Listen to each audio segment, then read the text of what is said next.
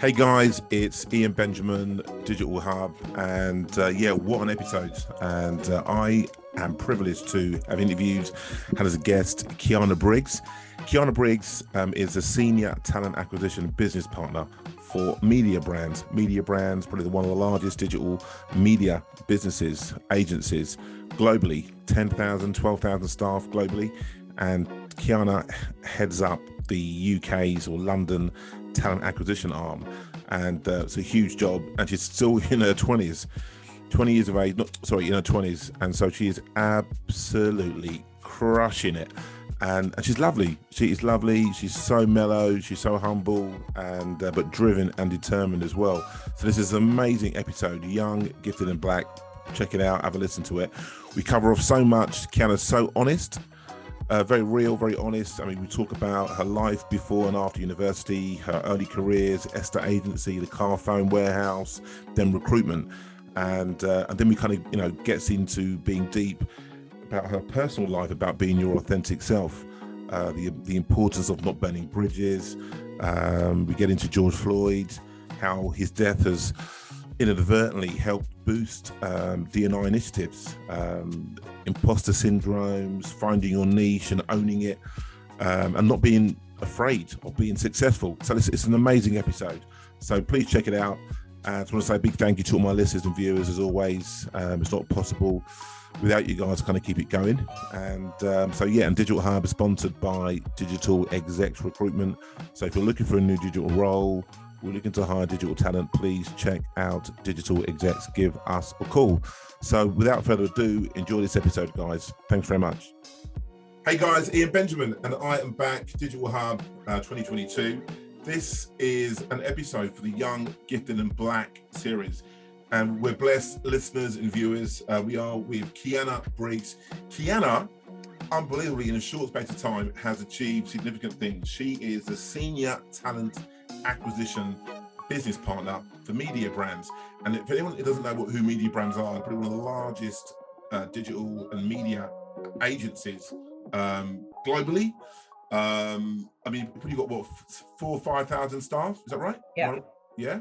More than that, to be fair. More than that. A lot more than that. Our London office is probably around 1,300 people alone. Amazing, fantastic. So Kianna's running things from a talent perspective. She is a senior talent acquisition business partner. So check out Kianna on LinkedIn. Check it out.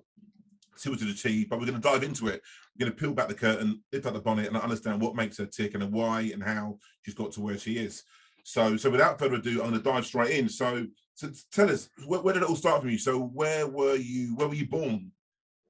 I was born in South London. So I'm South London girl. King's College Hospital. So I grew up in Brixton my whole life. I'm still there now as well. Superb. A lot has changed since I was young. Yeah. Massively changed. Grew up in South London, went to school in South London as well. A lot of my friends were all from South London. Right, okay. Which is completely different to a lot of my colleagues, I'd say as well. They're from out of London, whereas I'm South London. So I suppose working in the environment you're in, you've got individuals from public school and into a lot of private schools, etc. So it's a new world to be communicating and engaging with individuals like that. Okay, so fantastic. So South London. So were you one of many siblings, or? So one of three. So I'm the eldest. So. Okay. I have a younger sister and a younger brother. Okay. But I was an only child until I was around 8. Oh, okay. Which has its challenges because you grew up by yourself and the new sibling comes on board and changes your whole world. Yeah. So you didn't like it. So it was a little bit kind of like dismissive of that. Do you know what? No, I longed for a sibling. I really wanted a sibling, but I think because the age gap was so big, by the time it happened, I was kind of over it. And it took me a while to get used to having a sibling. But now, being older, she's amazing as well. Right. And then now I've got a younger brother as well, who's also amazing. But being the eldest does have its pressures and challenges. Right. So maybe that's kind of like contributes to shaping you a little bit, perhaps. Yeah, 100%. I think I've always been the responsible one. So I'm always the caring one, the one that's always leading. And I think I've taken those values into the working world as well. Gotcha. So is a brother, younger brother, so is he sort of like the baby of the family, looked Yeah. after, spoiled and whatever, and Both of them are, honestly. Yeah. They both are, being the youngest, but I think I grew up differently. Like my parents are Caribbean, so Likewise. you don't really spoil kids when you're from the Caribbean. Yeah, no, yeah. Tell me about it. I'll get into that as well. So what's the age gap between you and the younger brother, the youngest? 18. 18 years. Yeah. So wow. yeah, it's a big age gap. My sister is 18, turning 19, and my young brother is 8. Jeez. Oh my gosh, really young. Yeah. Wow. It's like my child. Like my children. Exactly. Yeah, I'm not trying to say you're old, but yeah, you know what I mean. Definitely, man. I'm young, Ian. Yeah, I know. That's what I'm saying, man. But you could have an 8-year-old kid, right? I mean, yeah, honestly. Yeah. Definitely, yeah, without a doubt. Wow, fantastic. So he's got like 2 mums or even 3 mums. Yeah, you know what I mean? kind of actually. But he is, the baby of the family, and I think sometimes we forget that he's growing up as well. Right, yeah, exactly. Now, fair play to him. And your mum and dad, are they still in Brixton as well? Yeah. They are. Oh, wow, that is so awesome. Love it. Fantastic.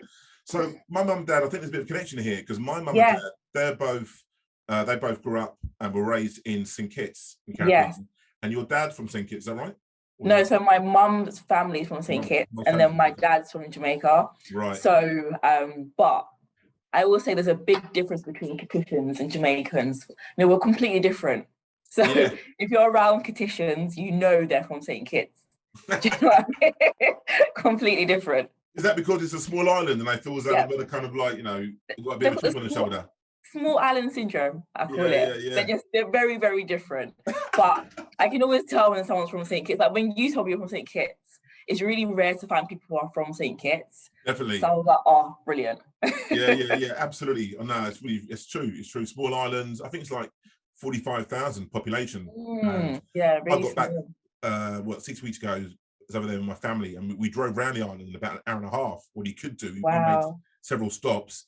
Yeah, you could easily get around it in an hour and a half without doubt. Around the ring road and stuff like that. So brilliant, fantastic, superb. So one of 3 siblings. Siblings grew up in Brixton, high school, college, Brixton as well. That sort of neck of the woods. Yeah. So I went to primary school in Camberwell, and then I went to secondary school in Elephant and Castle. Right. And then college was in Clapham. And then university was in Roehampton. Okay, cool. Wow, proper South London girl, really. Yeah. Elephant and Castle. Oh my gosh. So that reminds me of the Ministry of Sound. Is that still there? The nightclub? Yeah, it is, and people still go. They have parties. I suppose it's a bit kind of quite touristy now, isn't it? The Ministry of Sound, is it?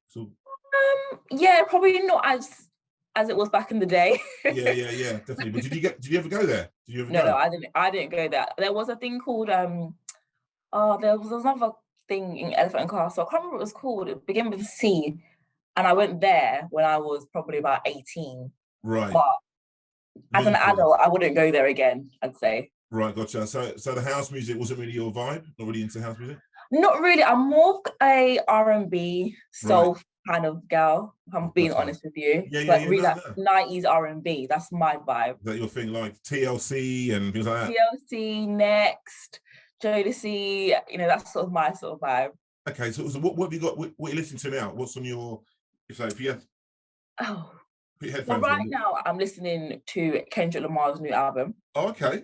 Which is brilliant, different but brilliant. Wow. Did it take a little while to get into it? Did it? Yeah, a little bit, because I generally do just prefer R&B music. So a lot of the music that I listen to is old school. But to keep up with the kids, I'm trying to listen to the trendy music right now. So Kendrick just released his album. So I'm trying to get into that now at the moment as well. I'm not a huge Drake fan, which I know everyone is. Yeah, but he's just not a bit of me personally. No, okay, cool. I'm a big house fan, massive house fan. You? Massive house, I love it. I mean, go to Ibiza pre-COVID, going back there again this year twice. In June and then again in August with my wife for a 50th birthday party. But I mean, I just love house music. But the reason I mention that is the Afro House. There's a guy called Black Coffee. Oh my god, it's just amazing. The Afro House is just So I'm listening to loads of that right now, you know. But anyway, listen, this is about you and not me. I could talk about house music all day long. Yeah. But superb. So college, blah blah blah. And then what happened? I mean, then I know you got into recruitment, but I mean, Yes. how did that come about? When I initially went to university, I studied English and media because I love to read, and I actually wanted to be a journalist, which is really random actually. But as everyone does, I kind of fell into recruitment. Yeah. But before recruitment, I actually worked at Hart Estate Agents, and I wasn't great, if I'm honest with you. I left after a few months. I hated it. Really? Was that because of the hours and stuff like that? The hours, they killed me. You had to work 6 days a week. You had a day in lieu every other week. Had to work Saturdays. It wasn't for me. But one thing I loved. Was that the main reason why? Was that the main reason? Well, I think it was also probably because the pressures were slightly different to recruitment.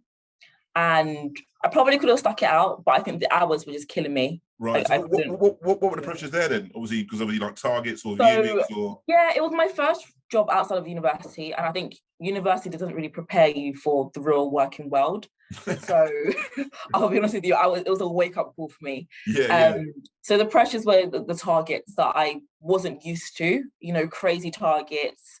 I assumed it would be just showing people houses all day. Yeah. What were the targets then? Like what viewings? How many viewings you do? Viewings, or how many? So you have to do viewings during your lunch break and then viewings after work as well. And our targets were 5 viewings every single day. You had to book. Wow. And then that was my first job where I saw people recording how many calls they did every day. So you had to do 50 cold calls every day as well. Jeez. Yeah, which looking back, I can't believe I actually stuck it out for a few months, but I understand why I left. But also, you know, you had to dress a certain way. You had to drive to all the flats in a certain time frame, which was tough. And in the end, I actually went back to retail after it. Oh, did you? Yeah, so I used to work at Carphone Warehouse during university, and then I left Carphone to go to Hart. And then I called my manager and said, "This is too much. Can I come back?" And he said, "Yep, sure." So I actually went back to Carphone Warehouse, and I was actually there for a year. And I think if you talk to any graduates, it's a bit embarrassing going back to retail after you finish university. Yeah, well, I think people say that anyway, regardless of university, whatever. People say you should never go back, blah blah blah. Yeah, I think people do now, but I mean more than something I did. But it's always like you can never go back. But but I would say to anybody listening who's young, don't worry about it. I think you got to find yourself, and you got to find what suits you. And but you were still finding yourself, right? Still finding your feet. Yeah, exactly. And I agree. Like it wasn't a backward step; it was more of just a sideways step to move forward. So definitely. I'm grateful I did it. And also, not be funny as well. Credit to you for being able to go back. Some individuals, you know, leave under a cloud and they're not able to go back or ring up their manager. Never burn bridges, Ian. I always say never burn bridges. There's 2 things there. You can go back and never burn bridges. Exactly that. So well done. Thanks for airing that. Superb. So you went back for another year, and then but you knew you didn't want to be there full time or long term. Yeah. And then I think I was just online looking at jobs, and then I saw recruitment jobs, and there was loads of recruitment jobs for grads, and I applied for Rec to Rec, and I didn't really know what recruitment was. I just knew it was salesy, and I was good at talking. So I was like, great. And then I had like 5 interviews in one day, I remember, and my last interview was the one that I got. Right. And then that's when my recruitment career started. Superb. So tell us about that's quite juicy. I want to know about that. So I know we've touched on it before. So within the agency that I worked at, they were quite a small agency. They specialised in finance recruitment for recruitment agencies. So they weren't Rec to Rec, but they did all the support stuff for recruitment agencies. And I think I felt really out of place there because I was the only Black person for probably about the first year that I was there. Right. Where were they based? And were they in the city? So they were based in the city, yeah. And were they an established company? Established company. Are they still up and running today? They're a great agency. You know, if you're looking for a small company to work for, they are awesome because they do bring you in, and it is like a family feel. What company is it? Partners. Which one? Camino Partners. Camino Partners, right? Okay. Yeah, so they do all Camino, finance yeah. recruitment. Yeah. Right. Okay, cool. They were fairly small, but they do make you feel like you're part of the company. But I think personally, I battled with the fact that I was, a minority there. Right. The only black face there, no one who looks like you, whatever, and no one to look up to really, because it was just all my other colleagues who were doing amazing, and I always struggled with that I wasn't doing as amazing as them. Right. But okay. I think it was more about me being the only black person than me not hitting targets. Right. Okay. I didn't see anyone that I looked up to and could say, "Yep, I want to be like them." Gotcha. And what was the culture like? Because the recruitment in the cities can have a bit of the culture can be a bit. Because the culture was like a recruitment company. It was fast paced. It was going out, socially. They were very sociable. It was a fairly young company as well. Friday nights, Friday nights. Yeah. Friday nights, to be fair, we finished a bit early on Fridays, so you can go out for drink, which for grads is brilliant. But I wasn't a heavy drinker. So I again kind of felt out of place. I used to always have one drink, which was vodka Diet Coke. That's all I had. Yeah. Okay. So now, have you progressed a bit more then with your by drinking? Your consuming of alcohol. Sounds like you've. I only have cocktails now. That's all I have. Okay. I have cocktails. I'm trying to learn the wine. I'm trying to get into wines as I get older.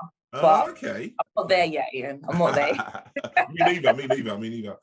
So you're working there, the culture, but no one there of colour, like part of yourself, and no one looks like you. So you felt sort of like isolated to a degree, and perhaps didn't feel as though that you were achieving what you felt you could achieve, perhaps.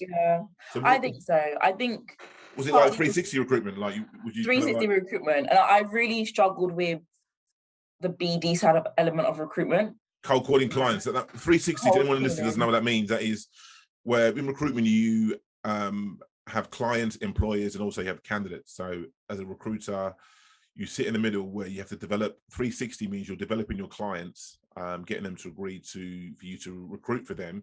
And then the other side of the fence, the other 180 degree, is the candidate development side as well. So you were doing that. You were doing 360, yeah? Yeah, 360 recruitment. Okay. And I think the BD element is the harder part of recruitment, personally, for me. Yeah. Because it's the rejection part. Yeah. Where you're calling people, they're saying no, they're slamming the phone down on you. Yeah. And you have to be resilient, you have to keep going.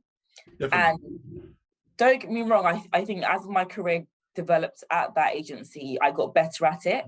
Yeah. But I still wasn't fulfilled there, I don't think. I knew that there was more that I could be doing elsewhere. So how long did you spend there? How long did you spend there? I was there for 2 years. Okay. 2 years I was there. And to be fair, to all my friends and family, they assumed it was the best job in the world because we got to go away quite a lot. I went to Vegas, I went to Madrid, I went to Lanzarote for all these work trips and holidays. So that part was amazing.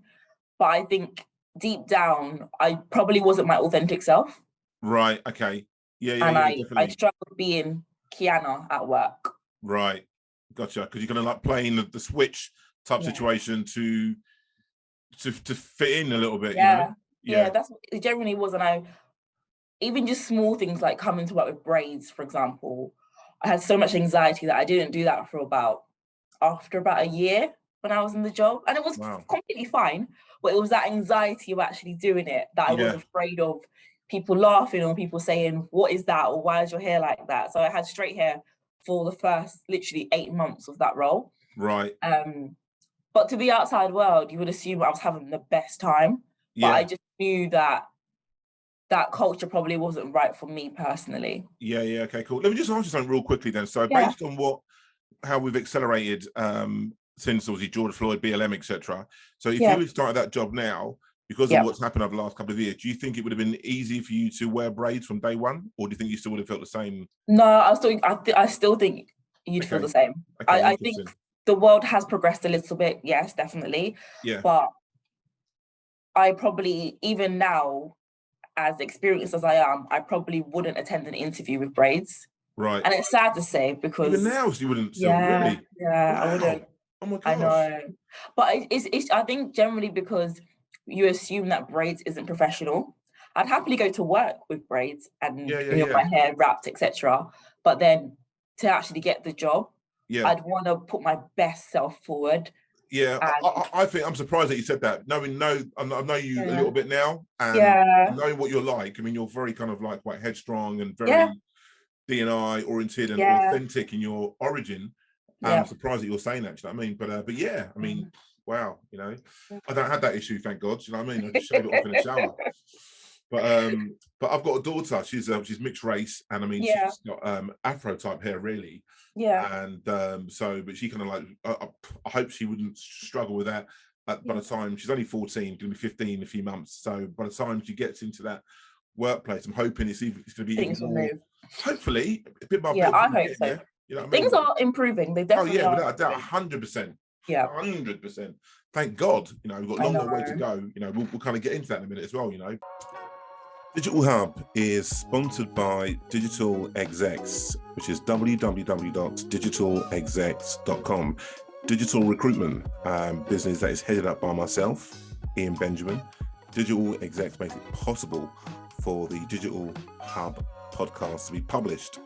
So if you'd like to support us and to help us keep putting this content out there, we love putting content out there that is inspirational, content that takes the spotlight off of recruitment from my perspective for a while and shines the spotlight on influential, inspirational individuals from in and around the digital sector that can add value to your lives, and really, really interesting stories. We like to lift the bonnet up of these individuals' lives to understand what makes them tick and to share those insights directly with you.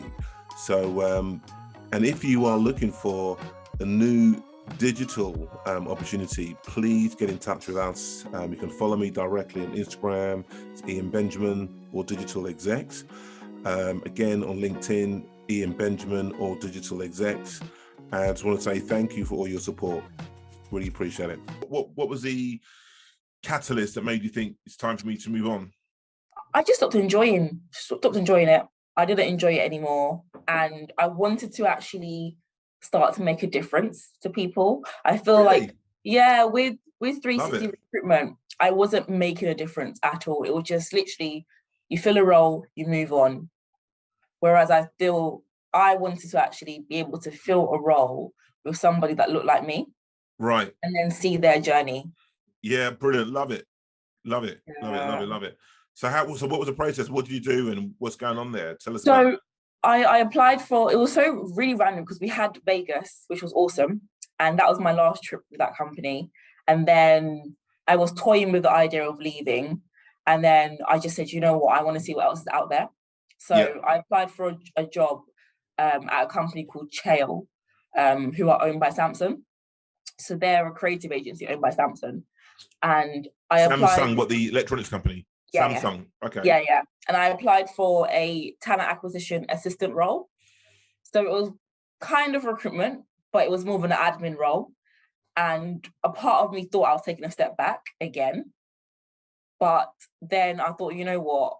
I'd rather get out and see if I can progress somewhere else. Right. So was it less money? Was it less money or? Yeah, because there was no commission. Right. Okay. No commission. It was a base salary. And I mean, looking at the salary in the market right now, could have been earning a lot more, but it was fine. It's completely fine. But the company was amazing. And after my first interview with the manager who managed me for a few months there, I just felt a different feeling. You know, the manager that interviewed me, she was Black herself. She had braids. And it makes a difference because I saw someone who looked like me 100%. Doing what I want to do in the future. Yeah, definitely. Do you know what? I'm a lot older than you, but I've never had anybody of colour interview me in the jobs I've had thinking about it. Really? No, never. No. I've had a few jobs, not loads, but I mean, never had just kind of bizarre. And not many Black people in recruitment either, you know, which I think, I'm a candidate that I'm representing over the last week or two, Wendy Griffiths, great digital account manager. Yeah. And she spoke to me on Monday or Tuesday this week, and she's working with another recruiter. She goes to me, by the way, he's Black as well. And I was like, well, so it's really kind of funny because there aren't many black people doing the role. Do you know what I mean? Yeah. Working in that sector, which is really bizarre. And I think, you can do well in recruitment, and so it's just interesting there aren't many in there. So cool. So you went there. So you started working in house for TA role for a Samsung subsidiary, as it were. Yeah. And so that was your first taste of in-house, and you thought, okay. Absolutely loved it. Absolutely as in, that was the start of my career, I would say. That role. Wicked. I was there for 2 years, and I think I probably skipped about 2 steps by being there, because 2 steps in what do you mean? What, in terms of like getting up the food chain? When I joined, I was an assistant, but then after probably about 4 or 5 months, my manager left. So then I had to step up. Right. So that's the woman who interviewed you. Yeah. Are you still in touch with her today? Do you still speak to her? Not really, but she works at so within Samsung, they've got other different agencies. So she now works at one of their other agencies. Right. Okay. Cool. But she when she left, I stepped up. Right. And I kind of took on her role. How long were you there for before that happened? How long were you in that role for? About 5 months. Okay. Yeah, about 5 months, and it was not long at all. But I knew I had it in me. As in, you know what, I knew the company well. I'd built relationships with people, and I believed that I was good. Yeah. So I think there was a part of me where I did get a bit of imposter syndrome, because it was a bit like, am I actually qualified to do this role? Yeah. But then in the same breath, I knew that I was good, and I knew that I had the potential to do really well. Fantastic. And I took every opportunity I could there. I built great relationships with senior stakeholders. I got involved in the social media aspect in talent. And I think it was there, even when I saw the finance team, they were all black. Oh, really? And it was a black finance team.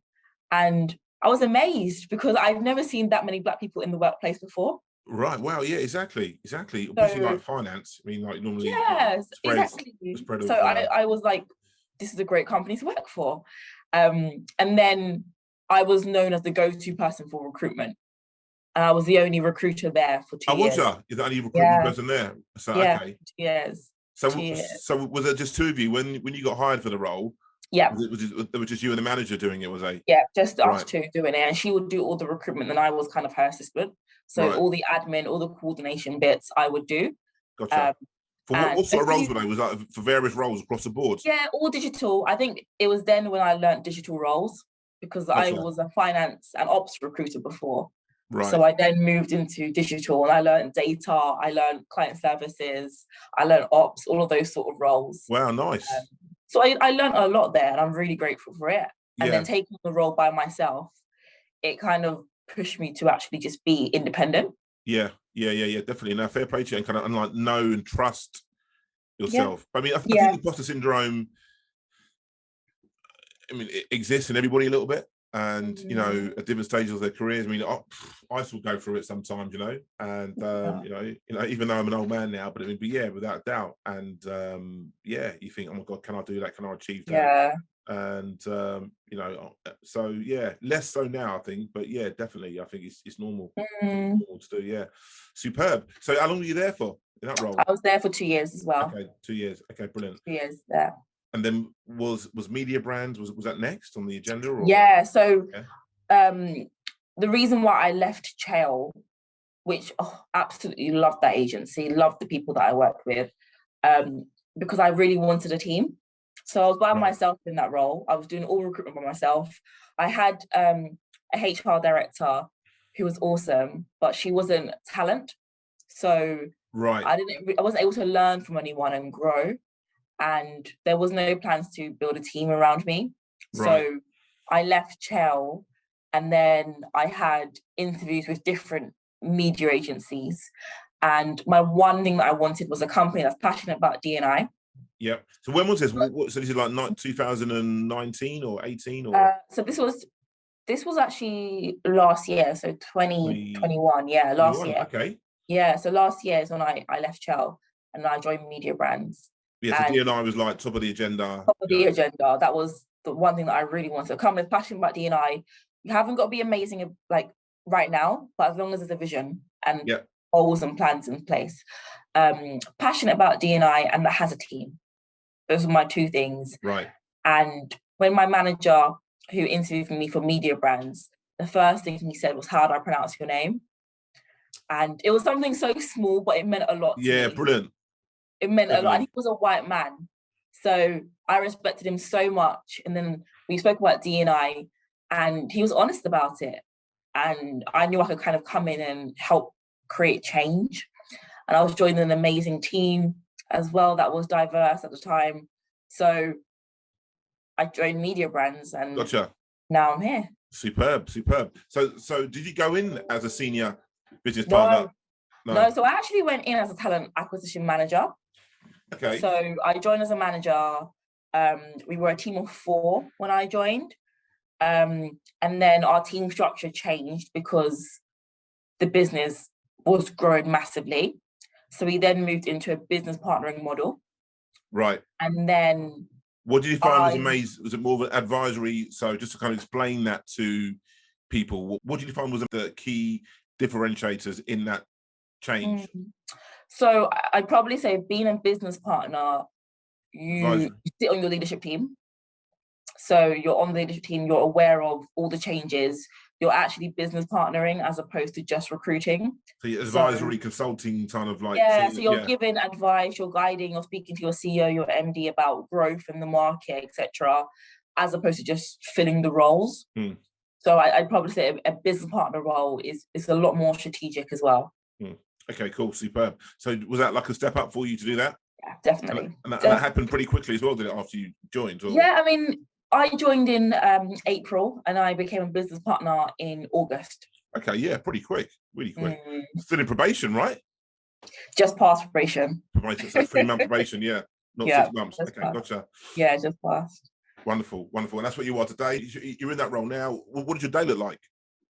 So my role now, last month, I got promoted to senior talent acquisition business partner.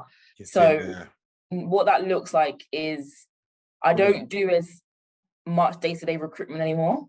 So I manage 2 girls in our team. So I manage an advisor and a coordinator. And the crazy thing about my role is that I joined when we were a team of 4 and then I helped create the team. So we're now a team of 14. Right, wow. So, I know. Well, we've been like, so you joined in 21. Yeah. In April 21. So now you've been like 15, 14 months. It's like 4 times the size. Yeah. It's mad. That's because of all the thousands of roles you've got across the different brands, right? All the roles that we've got on right now. And just we're doing really well as an agency. We're winning new business, etc. So naturally, as the company grows, our team had to grow. So I was fundamental in actually building our recruitment team as well. So I now manage an advisor and a coordinator. I also lead one of our ERG networks, which is our employee resource groups. Okay. So I lead our group, which is called Heritage, and we focus on everything that's Black, Asian, and ethnic minority. So we celebrate Black History Month, we celebrate Ramadan and Eid, etc. We implement new policies, we do panel events. So I'm one of the leads for Heritage. What else do I do? I also lead on our employer branding project stream as well within the team, which is great. What else do I do? God, my day is not very conventional. So it's always filled with a lot of meetings, speaking to different stakeholders, having meetings with my team, speaking with my line manager as well, who's absolutely amazing.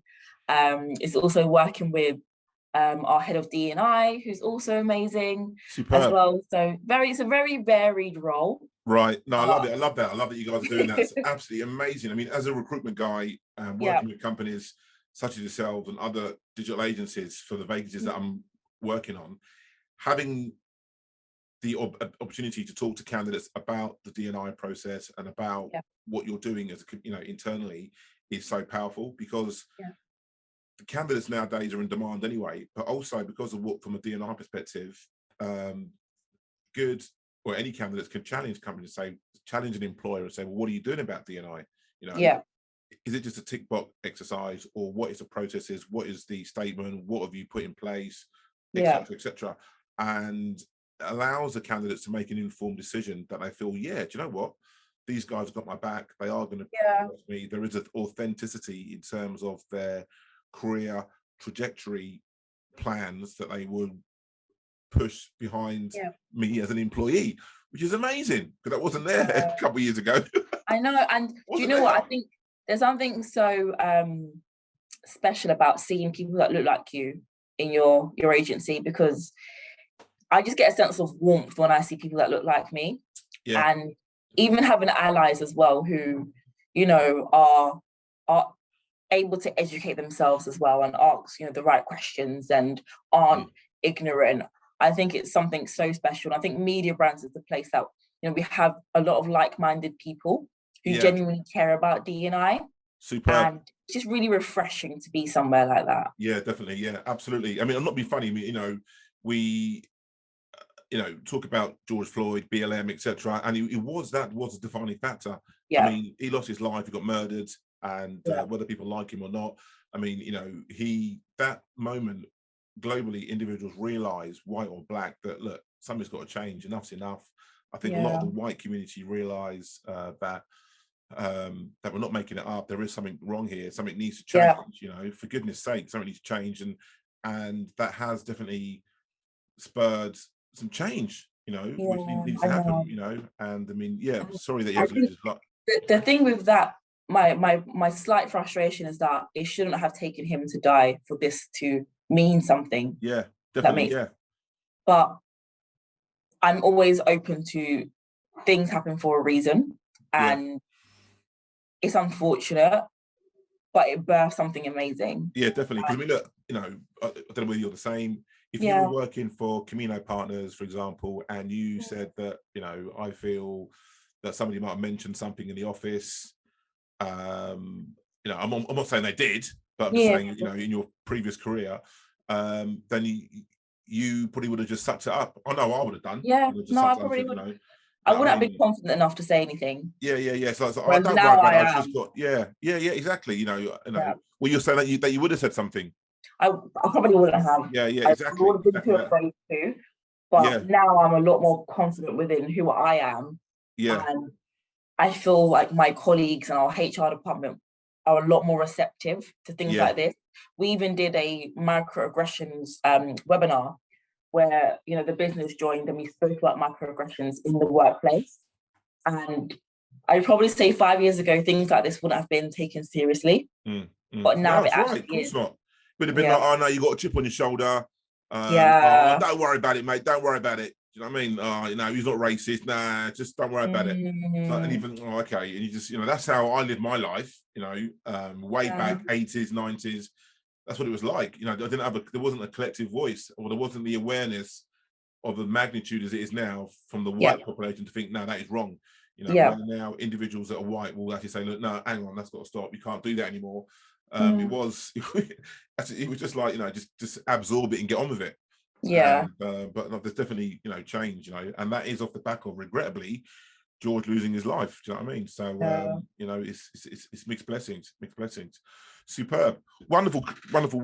So what's next for you? What do you want to do? What's happening? You know, can you see yourself being at Mediabrands for forever? You know, do you want to travel? You know, what's going on? What are you thinking? I think the one thing that I love about my role is the D&I element of my role. And I think the next step for me would be, you know, to have more involvement in D&I. And to create change. You know, so I think D&I, sorry to interrupt, but I mean, D&I is massive in terms of, like, so diversity and inclusion, equality, equity in the workplace. There's gender pay gaps. There's obviously black pay gaps, etc., and so forth. I mean, it's a massive project within a company, if you like. D&I is not just like, you know, and but what side of the fence do you sit at? Because I mean, just real quickly, so I'm, as you know, black and ethnic digital recruiter. I want to do more D&I recruitment, but I can't do all of it. I can't do the disability side. I can't do the LGBTQ side right now. I've just got to do the black and ethnic side. Once that's established, then I can look at doing more in D&I. So Yeah. that's what I want to know from your perspective. What are you thinking from a D&I perspective? What do you want to do? So my passion is Black talent. That is my passion, Black talent, because I always, whenever I go to even look at to apply for a job, I always look at the amount of Black people they have at their company.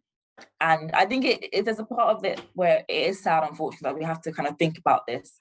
But I always want to work in a place where I can recognize myself and see myself there as well. So I think my next step will be to focus around Black talent, but also women as well. There aren't many senior Black women in roles that I like. Who do we look up to, for example? If they're not head of DE&I, who is the Black person that I look up to? Yeah. Well, how many Black people? I've done a post today. Well, not I didn't do a post. I commented on a post on LinkedIn today that there's no Black people in the FTSE 250 on the board. There's no CEOs. Yeah. Mental. Yeah. And so without doubt, who do you look up to? So how would you address that? I mean, is that something that you can do within Mediabrands? I think it's definitely something we can do in Mediabrands. I think it's not a short-term goal, it is a long-term goal. So I do see my career at Mediabrands, developing and growing. I've only been here for a year. Don't get me wrong, I've achieved so much in a year, but I've got so much more that I want to give and just share. So I think the next step for me will be to get more involved in D&I within Mediabrands. And it's great that I work in talent because I'm on the ground. So I'm actually helping to recruit the people. And drive that. Yeah. But the next step is, once we've got the people in the positions, how do we progress them? And that's what I want to be a part of, their journey of how do we get them to the next level. Yeah. So my biggest thing is the girls that I manage, for example, when I interviewed them, I always look for potential, and I saw their potential. So the people that join Mediabrands, I want to kind of help them on their journey to get to those senior positions. Right. And if they could be from ethnic, backgrounds, or they're women, even better. Superb. That's wonderful stuff. Really, really good. And I've got no doubt in my mind that you would achieve that if you've done so great already. So I mean, getting where you were. I mean, I think did you ruffle a few feathers on the way to achieve what you've achieved? Would you say? I actually don't think I have. I don't think you need to. But what I have done is that I've taken every opportunity I can and done my absolute best. So there's that saying that they say that Black people work twice as hard. Yeah. I feel like I do, but it's generally because I love what I do anyway. I want to be seen as a role model, but also it's because I am so ambitious, and I'm in my 20s, and I'm doing great. But imagine what I could be doing in my 30s. And I think if you love what you do, they always say that you'll never work a day in your life. Yeah. So I genuinely love what I do, which is probably why I've progressed to where I am now. Yeah. But also because I've not been afraid to put myself in uncomfortable situations. Gotcha. And, being uncomfortable, I do get anxiety about it. I still get imposter syndrome even now at the level that I'm at. But if I don't throw myself into the deep end, I'm never going to get these opportunities. Yeah. So I think that's what I've done. Superb. Which is probably why I'm where I am now. Yeah, I think a lot of that probably comes down to your, being the eldest of three as well. I think so. Probably that helped you be that person. But I think, imposter syndrome is never going to go away. I don't think, I think it'll get less and less and less. But yeah, man, it's definitely there without doubt. So what's so far? You said, still in your 20s. What's been the best bit of advice that you've had so far in your journey? I'd probably say it's learning to be uncomfortable. Okay. Because I think it's great when you're doing an amazing job, but it's only when you put yourself in uncomfortable situations you actually grow. Right. So someone told you that. Someone said to you, if you need to challenge yourself, you need to become uncomfortable, and you thought, okay, right, let me get my head around that. And also, one thing that I also used to be afraid of is that I was afraid of doing well and people seeing that I'm doing well and thinking, oh my gosh, she's only got 5 years experience. Why is she doing well? But then I remember I had my appraisal meeting, and my manager said, why do you care? Like, they're focused on you, you're doing fine. Like, don't worry what everyone else feels. And I always say to the girls that I manage, like, you can't be responsible for how someone else feels. So if someone else is looking at you thinking, why is she doing that? That's got nothing to do with you. Yeah. Focus on what you're meant to be doing and do it well. Especially you, because I mean, you can back it up. You know what I mean? You can back something. I've done X, Y, and Z. You know what I mean? Yeah, exactly. So, wow, it's really interesting.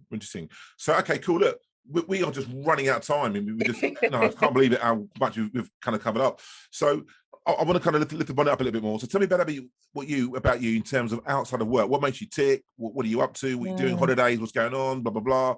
What's happening? What do you do at weekends? Oh, I got to eat a lot. I'm a big foodie. Oh yeah, beer. I love it. I love the whole experience of going out to eat. Like choosing the menu. Like I look at the menu beforehand. I like going to eat. That's my big thing. Really, I just love it. So, what's the favorite restaurant recently that you've been to, or what type of food? Good question. Where have I been to recently that I loved? Oh, there was a restaurant in Soho, and they do like Asian cuisine. Right, it's not sticks and sushi. Although sticks and sushi is really nice, but it's not sticks and sushi. I think it's duck and rice. Duck and rice in Soho. Oh, really? Okay, duck and rice. Really, yeah? But also, as well, I went to Birmingham last year with a friend. I went out to eat, and there's a restaurant called Tattoo. Okay, what sort of food is it? They do like Asian as well, so like dark, spring rolls. Okay. And they've just opened one in London. That one, 10 out of 10. Gotcha. 10 out of 10. Delicious, really, affordable. Delicious, affordable. If you're into Instagram, you get great pictures there as well. So I definitely would rate that one. Wow, superb. So that's about you. Something. Do you actually cook it up in the kitchen as well? You kind of quite a bit of a dab hand in the kitchen, would you say, or no? No, really? No way, really? I mean, like I feel like your Caribbean background. When you cook, I do feel like you're so hungry that by the time you finish, you're not hungry anymore. So it's always better when someone cooks for you. Oh yeah, definitely. They're like waiting for the food. So I feel like if I cook, it's because I want to eat. I'm hungry. But I'd probably say I'd prefer to go out to eat just because I like to wait and someone cook for me. Yeah, definitely. I do like it. I'm the same as you. I'm not, I'm not the best in the kitchen. Well, to be fair, when I do my thing, I don't mind it. I think actually it's not bad actually. When you do your thing, you're like, you know what, this isn't that bad. But I would still prefer someone to cook me in an ideal world.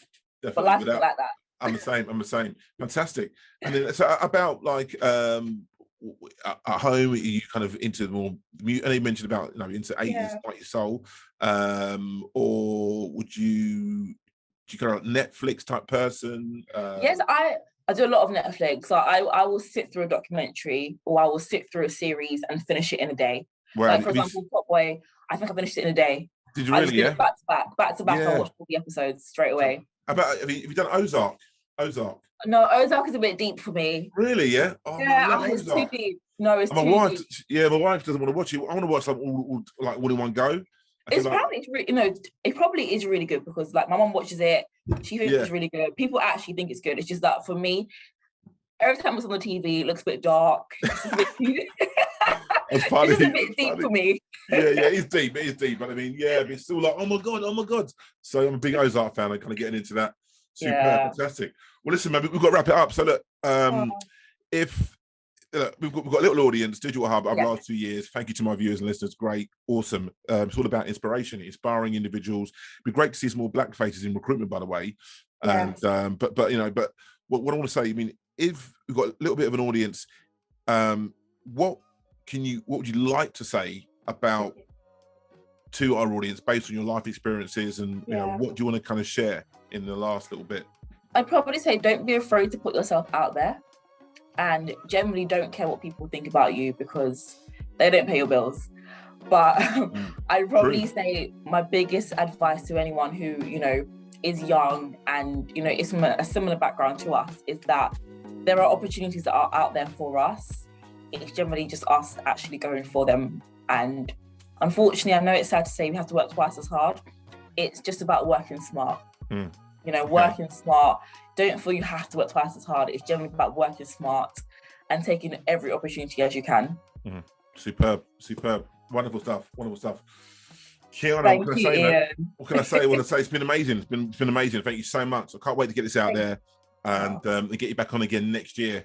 Then you'd be like, running some, I don't know, some massive talent acquisition team in. I hope so. Without a doubt. Thank you for all the support. If you like the content you're hearing in our episodes of Digital Hub, hit subscribe below. Thank you very much.